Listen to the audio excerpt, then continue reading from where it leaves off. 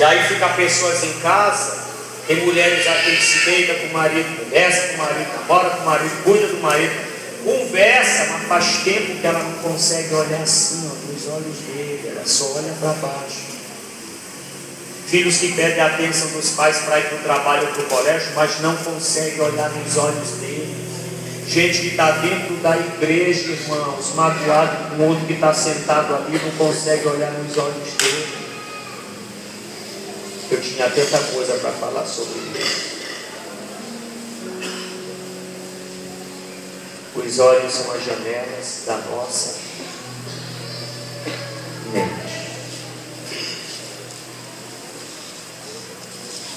Deixa eu me adiantar e dizer para vocês porque eu estou falando tudo isso aqui. Quando eu cheguei na igreja, eu tinha muito ódio de uma pessoa.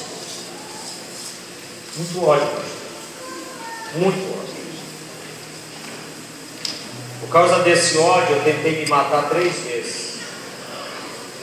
Vocês sabem quem era a pessoa? Eu vou até descer, que eu quero falar isso aqui olhando nos olhos de pessoas. Eu quero que vocês olhem os meus olhos. Vocês sabem a pessoa que eu odiava nessa terra? Eu tinha ódio da minha mãe, irmãos. Eu tinha muito ódio da minha mãe. Muito ódio da minha mãe. Eu sei que tem muitas mães aqui maravilhosas que devem estar pensando, pastor, eu estava até gostando do Senhor, mas isso aí eu não posso aceitar. E nada justifica um filho ter ódio de uma mãe, realmente não justifica. Mas tinha 3 coisas que não justificavam, mas alimentavam aquele ódio que eu tinha por ela. A primeira, deixa eu falar, eu chamo de praga da preferência. O que é isso, pastor? Tem gente no Brasil que tem 3 filhos. Os 3 filhos, eles decidem dar amor para 2 e excluem um da vida deles dentro de casa. Ele fica órfão de pais vivos que andam dentro de casa todos os dias. Aí você pode pensar assim, o senhor não acha que o senhor está exagerando, que sua mãe não era assim, o senhor... Quando eu nasci, irmão, olhe para cá. Quando eu nasci, minha mãe me deu com 3 meses. Meu Deus. Me tomou com 3 anos. Irmão, muda essa música, porque está muito terrorista nesse negócio. Eu estou me sentindo assim, uma sexta-feira presa. Uma comunhão. Oh Jesus, o Senhor chegou. Dragão foi embora. Minha mãe me deu com 3 meses. Me tomou com 3 anos.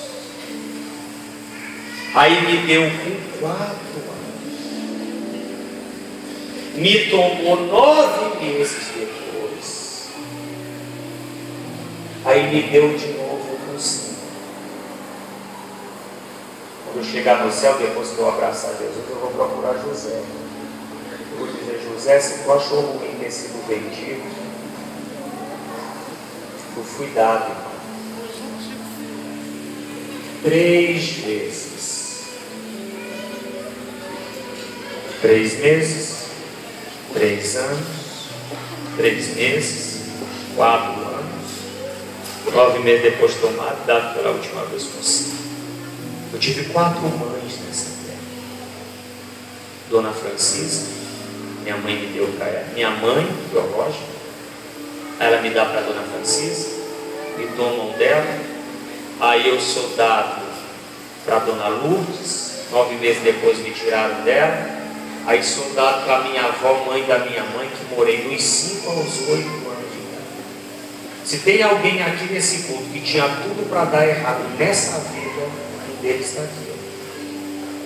Está aqui, ó. Não queira saber o que é a dor na alma de uma criança que, quando ela está apaixonada por uma família, alguém do nada chega lá, pastor, parece brincadeira, diz assim, algumas coisas dele que eu estou levando ele hoje.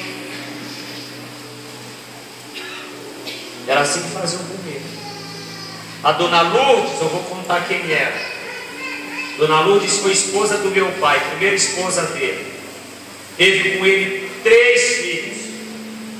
Quando meu pai foi me tomar da dona Francisca, não era minha mãe que foi me buscar, não. Ele que foi lá ameaçar a dona Francisca de matar 2 filhos dela se ela não me devolvesse.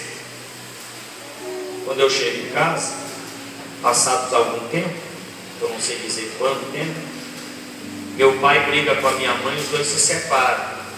Aí minha mãe diz assim: leva o Fábio contigo, que quem foi buscar ele da Francisca foi você. Meu pai era policial, viajava muito. O que ele fez? Pegou o filho, que eu acredito que ele amava muito, e levou para a primeira esposa. Disse: olha, cuida do meu filho, porque eu viajo muito e não posso ficar com ele. Fiquei com Dona Lourdes 9 meses. Pense num amor de pessoa. Eu nunca esqueci aquela mulher, nunca esqueci meus 3 irmãos. Fiquei 27 anos sem vê-los. Aí eu decidi procurá-los. Comecei com a minha esposa, começamos a andar em São Luís, procurando as pessoas que podiam me dizer onde eles estavam, até que eu encontrei. Vocês precisavam ver o nosso encontro. Quando eu parei naquela porta, que eu disse para a Dona Luz que eu era o Fábio que ela me criou. Essa mulher chorava. Aí uma hora da nossa conversa, ela pegou na minha mão e disse assim: meu filho, os vizinhos ficaram sem falar comigo, porque eles diziam assim: como é que tu, além de perder o marido para outro, ainda fica criando o filho dela? Aí ela disse que eu era uma criança muito alegre o dia inteiro. O pior momento do dia era de noite, porque na hora que eu deitava para dormir, quem era que vocês acham que eu chamava? Meu pai e a minha mãe. Ela dizia que eu dizia assim: traz o meu pai, Dona Luz, traz a minha mãe. Aí ela falou para mim uma coisa que me marcou. Ela disse: você só se acalmava, só parava de chorar quando eu lia a Bíblia para você, que eu não lembrava disso, e orava em você. Eu disse: a senhora lia para mim, orava? Você, meu filho, você nasceu em 76, eu sou crente desde 70.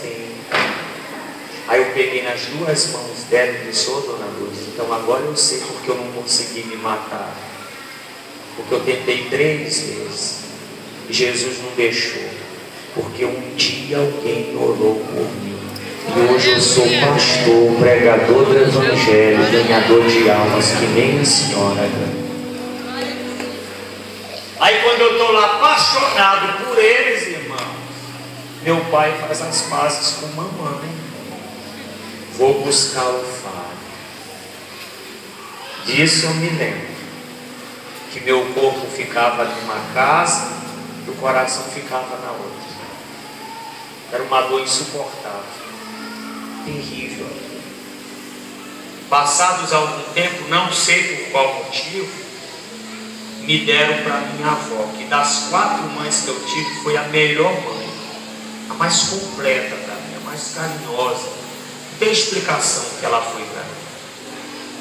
Só que a gente vai crescendo, a gente começa a entender o que é dia, hora, mês. Minha mãe ia uma vez ao ano me visitar, e teve um ano que ela não foi. Aquilo foi dolorido demais para mim. Aí eu começava a sonhar com ela, com meu pai, chorava muito.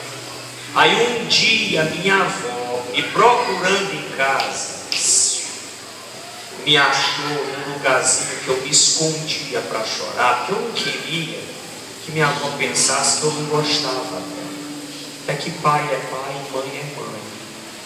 Aí eu me escondi atrás da geladeira, um dia ela me achou.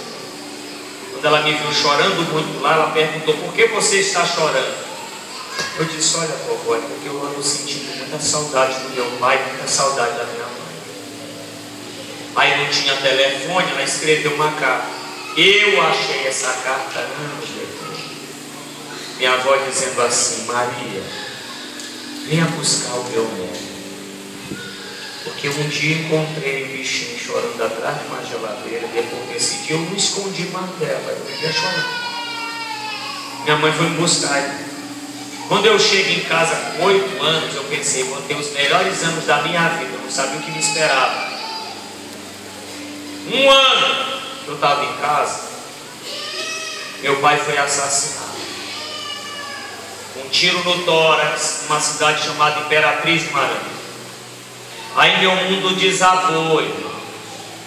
Porque quem ainda cuidava de mim naquela casa era ele. Minha mãe, sempre fria, me dava atenção, gostava de me dar nada. Eu cheguei na igreja evangélica com 14 anos, com 2 calças velhas. Uma eu usava de segunda a sábado, que era a mais velha que eu tinha. A melhorzinha eu guardava para o domingo. Uma sandália velha, 2 camisas, que eu nunca vi ninguém na igreja falar. Mas não precisava. Quando eu chegava na porta da igreja, os meus amigos já me esperavam com aquele olhar assim: lá vem o Fábio que só tem essa calça e essas camisas. Se eu não tivesse a certeza do que Deus ia fazer na minha vida, eu tinha desistido, porque eu não tinha obrigação de ir para a igreja todo dia, não. Minha mãe não ia, quem amava aí era eu. Aí eu tive um padrasto na época, que eu levava marmita para ele. Aí eu aproveitava que ele trabalhava no centro, eu ia rapidinho lá ver nas vitrines umas roupas que eu achava que eu nunca ia ter na vida, porque meu sonho de consumo, irmão, era ter uma calça jeans, pastora, era ter um tênis decente, porque eu tinha uma chinela costurada. E não é porque minha mamãezinha não tinha condição, não, irmão, porque tinha um demônio nela, que ela dava tudo para os meus irmãos, mas não dava nada para mim. Aí quando eu chegava na igreja, eu sentava bem ali e ela com eles aqui, porque a diferença de roupa era gritante. Minha mãe era costureira, numa época que nem se comprava roupa em loja, a mãe dele fazia. Aí minha irmã exigia uma roupa nova, todo encerramento de campanha desse aqui, toda a Santa Ceia. Eu tenho 39 anos de idade, irmão. Eu sei decoradamente desde a minha infância. Eu me lembro, minha mãe ia para o centro da cidade, chegava com os pacotes, porque minha irmã não podia ver uma propaganda na televisão. Eu quero aquela melicinha ali, eu quero aquela sandália da moranguinha ali. Melhor sapato que eu tive na minha vida chamava-se Conga. Vocês lembram dela? Não foi o melhor, estou pecando. Eu tive um que esse era demais. Um que chute.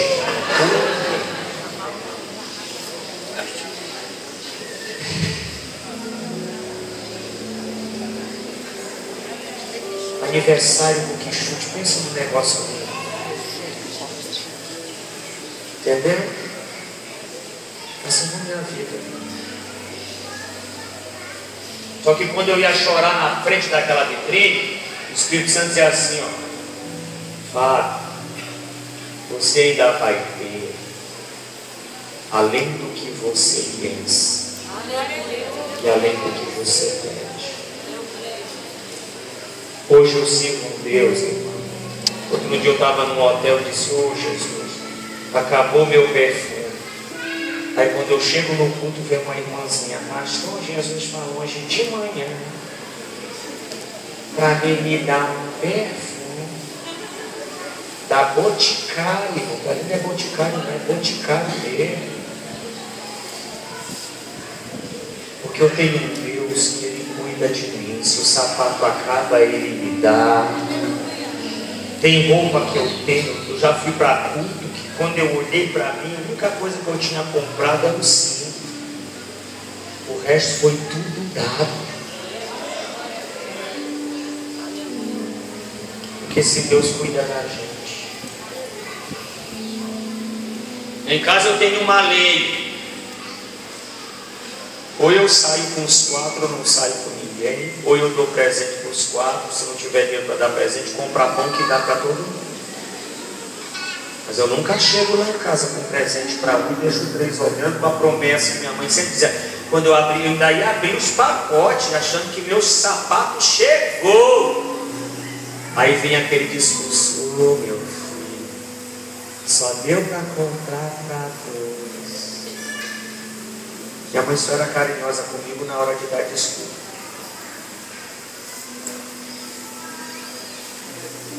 Entendeu, irmão? Praga da preferência.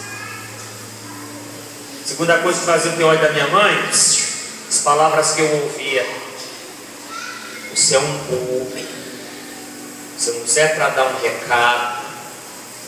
O problema, se vocês não sabem, o filho que mais sofre é o que mais ajuda.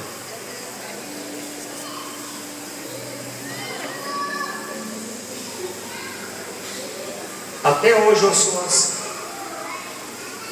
Eu não espero meus irmãos atender minha mãe, não. Eu sei que não vai atender. Quando eu era criança, estava lá, meu pastor, uma lista, ó, na porta da geladeira. Tudo que uma dona de casa faz, eu sei fazer. Varrer a casa, arrumar os quartos, lavar a louça do jantar, limpar o fogão, encher o litro de água da geladeira, porque eu já não faz isso. Varrer o quintal, lavar o banheiro.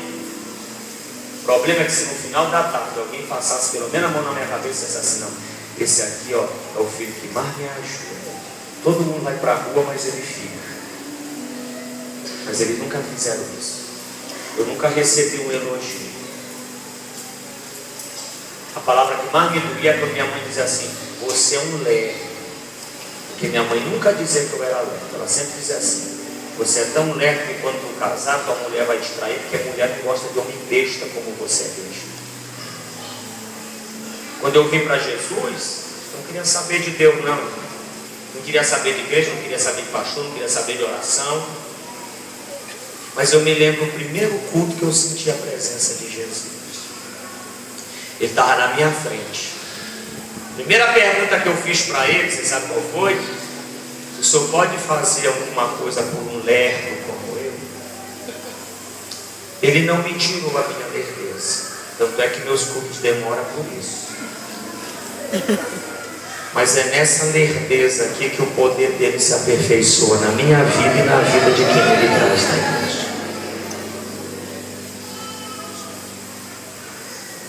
Por causa dessas palavras eu tentei me matar 3 vezes, porque, irmãos, palavras dói mais do que uma surra. Você sabia que tem gente nesse culto aqui que você não vence na vida por causa de uma palavra que lhe dói até hoje? Mas é até hoje mesmo, porque hoje Jesus vai tirar ela daí, de dentro de você. Terceira coisa que fazia o ter ódio dela, a gente ir embora. As surras que eu levava. Minha mãe não me batia, minha mãe me espancava. Eu tenho uma marca aqui na cabeça. Essa mão aqui mesmo. Desculpa. Isso aqui foi uma ferida que nasceu. Já estava ficando bom, melhorando. Eu estava tomando muita bezetacil, porque isso aqui estava podre. Aí um dia eu estou em casa limpando o fogão. Como eu não tive infância, eu não empinava pique, eu não jogava bolinha de futebol, eu não jogava futebol, o negócio era em casa. Eu era uma moça dentro de casa. Aí eu estava brincando com o fogão da mamãe. E tem gente que as coisas dela têm mais valor do que a pessoa. Minha mãe viu brincando com o fogão, ela estava com a vassoura dela, pegou o cabo da vassoura e largou aqui em cima. Quando ela largou, até ela chorou no dia, porque o sangue na mesma hora começou a descer e ela mandou eu tomar banho. O problema é que quando eu fui tomar banho, que eu passei a mão, veio o primeiro pedaço, pastor, com cabelo e tudo. Por isso que falta aqui. Aí eu fui botando num papelzinho, tomei meu banho, ela mandou minha irmã perguntar como eu estava, eu abri o papel, mostrei os pedaços e disse: olha, mostra aqui para ela. Aqui, ó. Meu amor, procure aquela irmã. Ah não, minha irmã, eu estou pensando.